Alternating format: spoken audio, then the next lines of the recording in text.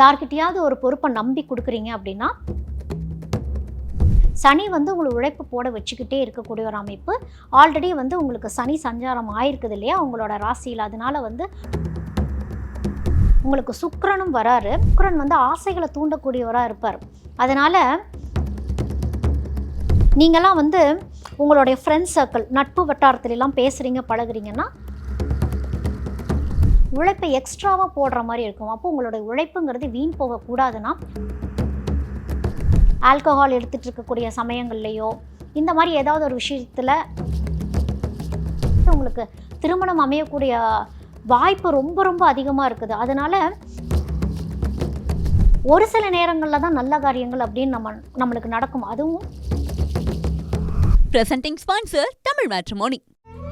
தமிழர்களின் number 1 choice Tamil matrimony. உங்கள் legend சரவணாவில் Deepavali பரிசாக பவனுக்கு ரூபாய் 1200 தள்ளுபடி. ஆச்சி ராயல் குலோப் ஜாமுன் பேக்ஸ் 1 வாங்கினால் 1 இலவசம். அப்பவும் இப்பவும் எப்பவும் சென்னை அதிரடி கலெக்ஷன் சரவெடி செலிப்ரேஷன். மீன ராசியில் இருக்கவங்களுக்கு இந்த குரு அதிசார பயிற்சி என்ன செய்ய போகிறாருன்னா நல்ல செழிப்பு தான் கொடுப்பார். நல்ல வாழ்க்கையில் முன்னேற்றம், கல்வியில் முன்னேற்றம், வேலை இன்னும் அதிகமாகிறது, புகழ் வர்றது, இந்த மாதிரி அமைப்புகள் எல்லாமே இருந்தாலும் சுற்றி இருக்கவங்க கிட்ட கொஞ்சம் கவனமாக இருந்துக்கிறது நல்லது. ஒரு சில மீன ராசியில் இருக்கவங்க வீடு கட்டக்கூடிய ஒரு அமைப்பு, வீடு வாங்கக்கூடிய அமைப்பு, நிலம் வாங்கக்கூடிய அமைப்பு இதெல்லாம் இருக்கிறப்போ அதில் கொஞ்சம் நிதானமாக கவனமாக செயல்படுறது அப்படிங்கிறது நல்லது. அதோடு சுற்றி இருக்கக்கூடிய உறவினர்கள்ட்டையும் உறவினர்கள்கிட்டையும் கொஞ்சம் கவனமாக இருந்துக்கிறதுங்கிறது மீன ராசிக்காரங்களுக்கு நல்லது. ஏன் அப்படின்னா சில டைம் முழுசாக போய் நம்பிடுறது, அதுக்கப்புறம் சிக்கலில் மாட்டக்கூடிய ஒரு அமைப்பு. நீங்களும் ஒரு தடவைக்கு 2 தடவை செக் பண்ணிக்கணும். யார்கிட்டயாவது ஒரு பொறுப்பை நம்பி கொடுக்குறீங்க அப்படின்னா முழுசாக கொடுத்துட்டு வந்துடக்கூடாது. நீங்களும் அது என்னன்னு எட்டி பார்த்துக்கிறது நல்லது. இப்போ சில பேர்லாம் வந்து வீடு கட்டுறதுக்கு ஃப்ளோர் பிளான்லாம் போட்டுட்ருக்கக்கூடிய அமைப்பெல்லாமே வந்து குரு கொடுப்பார். அப்படி ஃப்ளோர் பிளான்லாம் போடுறாங்க அப்படின்னா அவங்க தானே பார்த்துக்குவாங்க, இன்டீரியர் டிசைன் தானே அவங்க தானே பார்த்துப்பாங்கன்னு யார்கிட்டயோ விடுறதெல்லாம் விட்டுட்டு தீர விசாரிக்கணும். வாஸ்து சரியாக இருக்குதா, நான் வாங்கின இடம் சரியாக இருக்குதா, எந்த திசையை நோக்கி எப்படி பண்ணுறாங்க, எனக்கு அது அமையுமா. ஏன்னா மீன ராசிக்காரங்களாம் நிறைய உழைப்பை போடக்கூடியவங்க. ஸோ உங்களுடைய உழைப்புக்கான ஊதியத்தை தான் இப்போ குரு கொடுக்க போகிறார். சனி வந்து உங்களுக்கு உழைப்பு போட வச்சுக்கிட்டே இருக்கக்கூடிய ஒரு அமைப்பு. ஆல்ரெடி வந்து உங்களுக்கு சனி சஞ்சாரம் ஆயிருக்குது இல்லையா உங்களோட ராசியில். அதனால வந்து உழைப்பை எக்ஸ்ட்ராவாக போடுற மாதிரி இருக்கும். அப்போ உங்களுடைய உழைப்புங்கிறது வீண் போகக்கூடாதுன்னா அலட்சியம் கூடாது. மீன ராசிக்கு அலட்சியம் இல்லாமல் இருந்துட்டீங்க அப்படின்னாலே குரு செய்யக்கூடிய நல்ல விஷயங்கள், நல்ல காரியங்களை உங்களால் வந்து நல்லபடியாக அனுபவிக்க முடியும். அதோட ஒரு வகையில் உங்களுக்கு சுக்கிரனும் வராரு. அந்த சுக்கிரனை நல்லபடியாக யூஸ் பண்ணிக்க பார்க்கணும். சுக்கிரன் வந்து ஆசைகளை தூண்டக்கூடியவராக இருப்பார். அதனால் அது வந்து பாசிட்டிவாக இருந்துக்கிட்டால் நல்லது. மறைமுகமான விஷயங்களில் ஈடுபடாமல் இருந்துக்கிறது மீன ராசிக்கு நல்லது. அப்படி மறைமுகமான விஷயங்களில் சுக்கிரனால் ஈடுபடுறீங்க அப்படின்னா பிரச்சனைகளில் மாட்டிக்கக்கூடிய அமைப்பும் உங்களுக்கே இருக்குது. அதனால் தர்மத்தின்படி எப்போவுமே, ஏன்னா குரு வந்து அவருடைய வீடு தானே மீனராசி, உங்கள் வீட்டில் தான் இருக்கிறார். இருந்தாலும் என்ன, அவர் இன்னொரு வீட்டில் கொஞ்சம் பின்தங்கி இருக்கிறதுனால அவரால் உங்களை சரியாக கவனிக்க முடியாமல் போகும். ஜென்ரலாகவே வந்து மீன ராசியில் இருக்கவங்கள குரு எப்படியாவது காப்பாற்றிடுவார். ஏன்னா அது மோட்சத்துக்கான ஒரு பாதை. குரு மோட்சத்துக்கே கூட்டிகிட்டு போகக்கூடிய அமைப்பு எல்லாமே குரு தான் கொடுப்பார் மீன ராசிக்கு. அவரே வந்து லைட்டாக கொஞ்சம் பின்தங்கி இருக்கிறது அப்படிங்கிறது கொஞ்சம் அசால்ட்டாக விடக்கூடிய ஒரு விஷயமா இருக்கும், கொஞ்சம் கவனிக்காமல் போகிறது. அப்போ நீங்களும் அந்த கவனம் இல்லாமல் போயிடக்கூடாது. நீங்களாம் வந்து உங்களுடைய ஃப்ரெண்ட்ஸ் சர்க்கிள் நட்பு வட்டாரத்துலலாம் பேசுகிறீங்க பழகுறீங்கன்னா ரொம்ப கவனம், வார்த்தைகளில் ரொம்ப கவனம். எந்த விஷயத்தை யார்கிட்ட ஷேர் பண்ணுறோம். எங்களுக்கெல்லாம் ஃப்ரெண்ட்ஸே இல்லைங்களே. மீன ராசிக்காரங்களாம் ரொம்ப சூஸியாக தான் ஃப்ரெண்ட்ஸே வச்சுருப்பீங்க. உங்களுக்கு நிறைய ஃப்ரெண்ட்ஸ் அப்படிலாம் இருக்காது. பழகிறது நிறைய பேர்த்திட்ட பழகுவீங்க. ஆனால் உங்களுக்கு க்ளோஸ் ஃப்ரெண்ட்ஸ் அப்படிங்கிறது ரொம்ப குறைவு. இருந்தாலும் நிதானம் தவறக்கூடாது. நான் சொன்னேன் இல்லையா, சுக்கிரன் ஏதோ ஒரு வகையில் உங்களை உளர வைக்கிற மாதிரி, அதாவது ஆல்கஹால் எடுத்துகிட்டு இருக்கக்கூடிய சமயங்கள்லையோ இந்த மாதிரி ஏதாவது ஒரு விஷயத்தில் வார்த்தைகள் விடுறது, அவமானத்தை சந்திக்கக்கூடிய அமைப்பு, இந்த மாதிரிலாம் வரதுக்கு வாய்ப்புகள் இருக்கிற காரணத்தினால கொஞ்சம் புத்தியோடு இருந்துக்கிறது நல்லது அப்படிங்கிறது தான் நான் மீனராசிக்கு சொல்கிறேன். மற்றபடி வந்து உங்களுக்கு பொன் பொருள் சேர்க்கை, திருமணம் அமையக்கூடிய அமைப்பு எல்லாமே குரு கொடுக்குறாரு. இவ்வளோ நாள் திருமணம் எனக்கு அமையலைங்க அப்படின்னா திருமணம் அமையும். எனக்கு திருமணத்து மேலே இஷ்டமே இல்லைன்னா கூட அடுத்த வருஷம் டைம்லலாம் வந்து இப்போ குரு செய்யக்கூடிய சில வேலைகள்லாம் நெக்ஸ்ட் இயர் உங்களுக்கு திருமணம் அமையக்கூடிய வாய்ப்பு ரொம்ப ரொம்ப அதிகமாக இருக்குது. அதனால் இந்த சுபிக்ஷமான விஷயங்கள்லாம் வந்து நீங்கள் ஏற்றுக்கணும். ஏன்னா ஒரு சில நேரங்களில் தான் நல்ல காரியங்கள் அப்படின்னு நம்மளுக்கு நடக்கும். அதுவும் குரு தான் வந்து கொடுப்பார். அந்த நேரத்தில் குருக்கிட்ட வேண்டாம்லாம் சொல்லக்கூடாது. வரும்போது அதை ஏற்றுக்கணும். நீங்கள்லாம் வந்து மதுரை மீனாட்சி அம்மன் வழிபாடு சிறந்த பரிகாரம் உங்களுக்கு. ஏன்னா ஒரு தெளிவு நிலையை கொடுக்கும். அங்கங்கே டைவர்ஷன்ஸ் அப்படிங்கிற விஷயத்தையெல்லாம் கொடுக்காம, ஏன்னா அங்கே மீனராசிக்கு மறைமுகமாகவே சித்தர்களுடைய அனுகிரகம் பராக்கிரமங்கிறது ரொம்ப அதிகம்.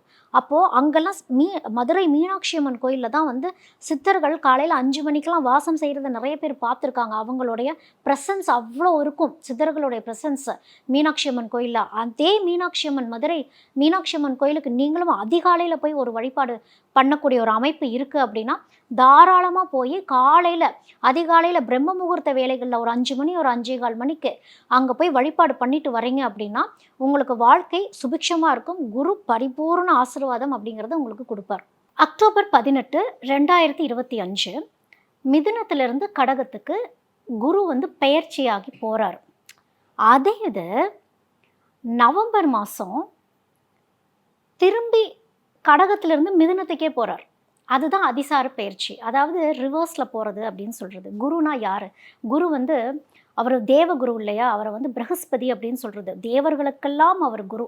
அப்போ குரு இருக்கிறப்ப என்னென்ன நல்ல விஷயங்கள் நம்ம வாழ்க்கையில் நடக்கும். குரு வந்து பிள்ளை பேராகட்டும், திருமணம், செல்வம், செழிப்பு, அனைத்து நல்ல விஷயங்களுக்கும் குரு ரொம்ப மங்களமாக பார்க்கப்படக்கூடிய ஒரு கிரகம் இல்லையா? சனிக்கிட்டிருந்து தப்பிக்க ஒரே வழி குரு அப்படின்னு இருந்தாலும் பெரும்பாலும் எல்லாரும் பயந்துக்கிறது யாருக்கு பயந்துக்குவாங்க? சனிக்கு பயந்துக்குவாங்க. நிஜமாலுமே யாருக்கு பயந்துக்கணும் தெரியுமா? குருக்கு தான் பயந்துக்கணும். ஏன் அப்படின்னா குரு ஞானக்காரகன். அதாவது தர்மமாக இருந்தால் மட்டுமே குரு உதவி பண்ணுவார். இல்லை அப்படின்னா தர்மம் தலை காக்கும். கிருஷ்ணர் எப்படி வந்து லேட்டாக வந்தாலும் பாண்டவர்களுக்கு வந்து தர்மப்படி எப்படி யுத்தம் பண்ணணுமோ அதை சொல்லி கொடுத்து வெற்றி அடைய வச்சார் இல்லையா? தர்மத்தின் பக்கமே கிருஷ்ணர் நிற்பார். தெய்வம் தர்மத்தின் பக்கமே நிற்கும் அப்படிங்கிறது தான் வந்து குருவோட கொள்கையே. அதனால ஜஸ்ட் லைக் தட் குரு வந்துட்டாரு, எங்களை எல்லாம் காப்பாற்றிடுவார் அப்படிங்கிறத விட நம்ம எந்த அளவுக்கு நியாய தர்மத்தோடு இருக்கிறோம் அப்படிங்கிறது தான் வந்து குரு நம்மளுக்கு சொல்லக்கூடிய விஷயமா இருக்கு. சரி, இந்த குரு அதிசார பயிற்சினா என்ன? இன்னும் கொஞ்சம் தெளிவாக சொல்லுங்கள், புரிகிற மாதிரி சொல்லுங்கள், எங்களுக்கு அது புரியல. பயிற்சினா என்ன, அதிசார பயிற்சினா என்ன அப்படின்னா, நம்ம வந்து ஒரு வண்டியில் போகிறோன்னு வச்சுக்கோங்க, ஒரு பஸ்ஸுன்னு வச்சுக்கோங்க, எல்லாருமே பஸ்ஸில் போயிருப்போம். இப்போ நம்ம பஸ்ஸில் போயிட்டு அந்த பஸ்ஸு நிற்கிது, பக்கத்தில் ஒரு ட்ரெயின் ஃபாஸ்ட்டாக போகிறப்போ நம்ம எப்படி ஃபீல் பண்ணுவோம்? பஸ்ஸு ரிவர்ஸில் போகிற மாதிரி ஃபீல் பண்ணுவோம். ஆனால் பஸ்ஸு அங்கேயே தான் நிற்கிது, பஸ்ஸு ரிவர்ஸில் போகலை. அந்த மாதிரி குரு என்ன ஆகுறாருன்னா, குரு ஜென்ரலாகவே ஒரு வருடம் ஒரு ஒரு ஒரு ஒரு ராசி கட்டத்தில் இருப்பார். மொத்த ராசி கட்டங்களையும் சுற்றி வரக்கு 12 வருடம் ஆகும் அப்படின்னு சொல்லுவாங்க. அதாவது கிட்டத்தட்ட 13 மாதங்கள் ஒரு ராசியில் இருப்பார் அப்படின்னு சொல்லப்படுது. அதுதான் வந்து குரு பயிற்சியாக நம்ம பார்க்குறோம். இங்கே என்ன ஆகுது அப்படின்னா, குரு மிதுனத்திலிருந்து கடகத்துக்கு போயிட்டு இதே மாதிரி நான் எப்படி உங்களுக்கு ரிவர்ஸ் சொன்னேன், அந்த மாதிரி இப்போ ரிவர்ஸ் போகிறார். இப்போ அப்படியே அதாவது நம்மளுடைய பூமி சுழற்சி எப்படி காட்டுது அப்படின்னா, இது வந்து வானில் நடக்கக்கூடிய ஒரு அதிசயமாகவே பார்க்கப்படுது. அதாவது ஜென்ரலாக குரு பாட்டுக்கு முன்னோக்கி தான் போகணும். வக்ரம் அடைகிறார். வக்ரம்ங்கிறது ஒரு குடிகாரரை போல பிஹேவ் பண்ணுற மாதிரி ஒரு விஷயம். நிதானத்தை இழந்து அதாவது இந்த இடத்துல என்ன ஆகுறாருன்னா, குரு கொஞ்சம் லேட் பண்ண போகிறார். என்னென்ன செழிப்புகள்லாம் கொடுத்துட்டு இருந்தாரோ டக்குன்னு அப்படியே ஸ்டாப் ஆகுறாரு அந்த இடத்துல. அப்போ என்ன பண்ணுவார்? குரு ஏன் ஸ்டாப் ஆகுறாரு? குரு உங்களுக்கு கொஞ்ச நேரம் யோசிக்க வைப்பார். இப்போ நம்ம வந்து தெய்வ தரிசனங்களுக்கு போகிறோம், காத்திருந்து தரிசனம் பண்ணிட்டு வரோம் இல்லையா? கொஞ்சம் நேரம் நம்மளுக்கு அப்படியே டயர்ட் ஆகும், எப்படா கடவுளை பார்ப்போம், ஆனால் பார்த்துருவோம். அதே தான் வந்து இந்த ரிவர்ஸ் போயிட்டு ரெட்ரோகேட் அப்படின்னு சொல்லுவாங்க. குரு வந்து பின்னோக்கி போன மாதிரி தெரியும், திரும்பவும் அதே பழைய நிலைமைக்கு அவர் மறுபடியும் இந்த வருட கடைசியிலே திரும்பவும் வந்துடுவார். கொஞ்ச நாளைக்கு தற்காலிகமாக அந்த மாதிரி இருக்கக்கூடிய அந்த வானியல் சாஸ்திரப்படி அந்த வானத்தில் நடக்கக்கூடிய சில விஷயங்கள்னால அப்படி நம்மளுக்கு அந்த பூமியோட சுழற்சியால் அப்படி தெரியுது. அதாவது குரு வந்து கொஞ்சம் கிராஜுவலாக, அதாவது சாதாரணமாக எடுத்தோன்னு ஒரு பெரிய வளர்ச்சி அப்படிங்கிறதெல்லாம் குரு கொடுக்க மாட்டார். நிதானமாக தான் கொடுக்குவார். சனி வந்து லேட் பண்ணி புல் பேக் பண்ணி கொடுப்பாரு. ஆனால் குரு வந்து க்ரோத்தை கொடுப்பாரு. உங்களுக்கு கண்ணுக்கு நேரம் தெரியும், ஆனால் உங்களுக்கு தெரியும் அந்த உழைப்பை போடணும், எனக்கு கண்ணு முன்னாடி ஒரு செல்வம் வரப்போகுதுங்கிறதெல்லாம் தெரியும் இல்லையா? அது இன்னும் நிதானிச்சு கொடுக்க போகிறார் அப்படிங்கிறது தான் வந்து அதிசார பயிற்சி அப்படிங்கிறது அர்த்தம்.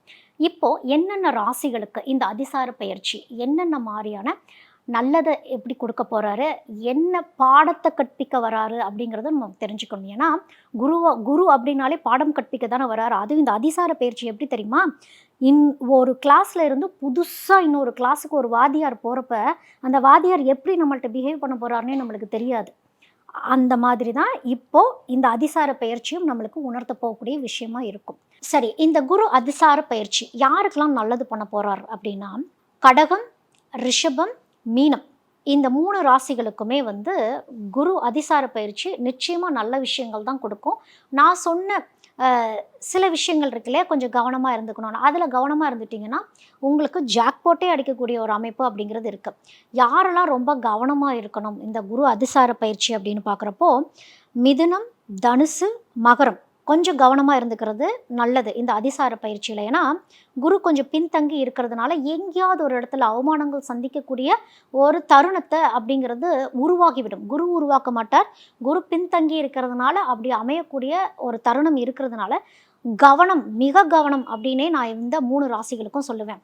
யாருக்கெல்லாம் ஓகே அதாவது ஒரு மத்தியமமாக இருக்குது, ஒன்றும் இல்லை, நீங்கள்லாம் பிரச்சனை இல்லை, உங்களையெல்லாம் குரு அதிசார பயிற்சி பெருசாக ஒன்றும் தாக்க போகிறது இல்லை அப்படிங்கிறவங்களாம் யாருன்னு பார்த்தீங்க அப்படின்னா, மேஷம், கன்னி, துலாம், விருச்சகம், கும்பம் உங்களுக்கெல்லாம் வந்து ஒரு மத்தியமமான ஒரு பலன் அப்படிங்கிறது தான் வந்து இந்த குரு அதிசார பயிற்சி அப்படிங்கிறது சொல்லுது.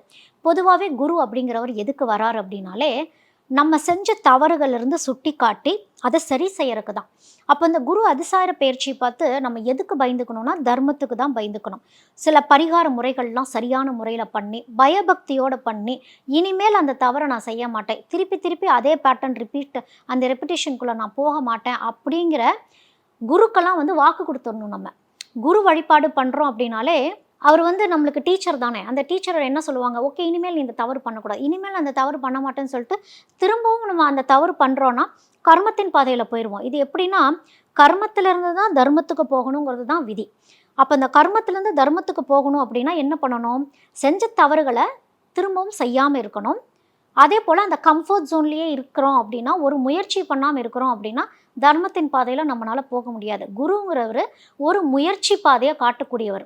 என்னங்கிறது ரிஸ்க் எடுத்து பார்க்குறதுல தப்பில்லை, ஆனால் ரொம்ப நிதானமாக அந்த ஞானத்தோட நம்ம அந்த தெய்வத்தை நம்பி, இந்த யூனிவர்ஸ் அப்படிங்கிற ஒரு விஷயத்தை நம்பி நம்ம செய்கிறப்போ குரு காட்டுற வழி அப்படிங்கிறது சிறந்த வழியாக இருக்கும். எல்லாருடைய ஜாதகத்திலையுமே வந்து குரு நல்லா இருக்கிறதுங்கிறது ரொம்ப நல்லது. சனிக்கு பயந்துக்கிறத விட குருக்கு தான் பயந்துக்கணும். ஏன்னா சனியாவது தண்டனைகள் கொடுத்துக்கிட்டே இருந்து திரும்ப திரும்ப சரி பண்ணுங்கிற மாதிரி இருக்கும். ஆனால் குரு ஒருத்தங்களுக்கு கெட்டுருச்சு அப்படின்னா மீள்றதுங்கிறது அவ்வளோ சாதாரண விஷயம் இல்லை. அப்போது இந்த குரு தட்சணை அப்படிங்கிற ஒரு விஷயம்லாம் இருக்குது இல்லையா, குரு தட்சணைலாம் செழிப்பானா குருக்கு வந்து கொடுத்து வழிபாடு பண்ணிட்டு வர்றது. அந்த குரு தட்சணையில் பேரம் பேசுகிறதோ, அந்த குரு தட்சணையில் வந்து இது பண்ணினா போதுமா அப்படிங்கிற மாதிரி அந்த வாக்குவாதங்கள் இருக்கிறதோ, சந்தேகமோ, குருனாலே சந்தேகமே படவே கூடாது. குருவை நம்ம சந்தேகப்பட்டுட்டோம் அப்படின்னாலே ஏதோ ஒரு வகையில் நம்மளுக்கு குரு தோஷமோ குரு பலம் கம்மியாக இருக்குங்கிறது அர்த்தம். அது குரு தோஷமாகவே பார்க்கப்படுது. அதாவது குருமார்களுடைய வழிப்படி போங்கன்னு சொல்கிறது இல்லை, குருமார்கள் சொல்கிறத கேட்டு அந்த பாதையை நம்ம பின்பற்றணும் அப்படின்னாலே குருவோடைய அருள் செழிப்பாகவே நமக்கு இருக்கும் அப்படின்னு சொல்லி நான் முடிச்சுக்கிறேன். தமிழர்களின் நம்பர் 1 சாய்ஸ் தமிழ் மேட்ரிமோனி. உங்கள் லெஜண்ட் சரவணாவில் தீபாவளி பரிசாக பவனுக்கு ரூபாய் 1200 தள்ளுபடி. ஆச்சி ராயல் குலோப் ஜாமுன் பேக்ஸ் 1 வாங்கினால் 1 இலவசம். அப்பவும் இப்பவும் எப்பவும் சென்னை அதிரடி கலெக்ஷன் சரவெடி செலிப்ரேஷன்.